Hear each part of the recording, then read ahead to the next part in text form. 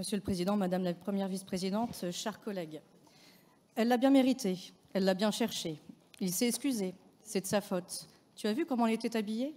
Mais tu sais, il avait bu, mais il plaisante. Je pensais qu'elle était d'accord.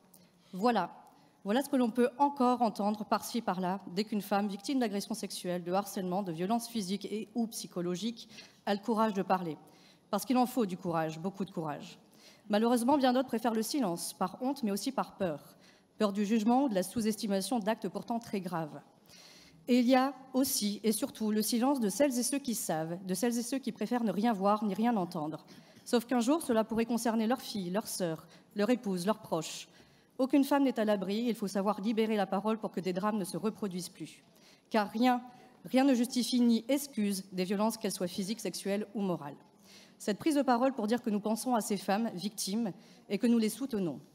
Au Conseil régional de Hauts-de-France, nous prenons à cœur ce sujet et nous avons agi avec, par exemple, la mise en place en interne de la plateforme de signalement unique, le soutien aux associations œuvrant en ce domaine, comme Solfa, et la création d'un groupe de travail dédié à la lutte contre les violences faites aux femmes, dont je fais partie. Ces actions traduisent notre volonté de penser une société où sécurité et égalité sont garanties pour toutes. Cependant, il faut aller plus loin, plus vite, et poursuivre les efforts à l'échelle nationale avec des mesures efficaces, telles que l'aide universelle d'urgence pour les victimes de violences conjugales, portée par Valérie Létard. Elle a permis en effet d'aider plus de 26 000 personnes entre décembre 2023 et juillet 2024. De plus, il est nécessaire de renforcer les hébergements d'urgence et de continuer les efforts de sensibilisation et de formation à tous les niveaux, de l'éducation des plus jeunes en passant par les forces de l'ordre et les professionnels de la justice. Ces derniers doivent en effet être dotés de compétences actualisées pour garantir une prise en charge des victimes empreintes d'humanité et des procédures marquées par la rigueur et l'empathie.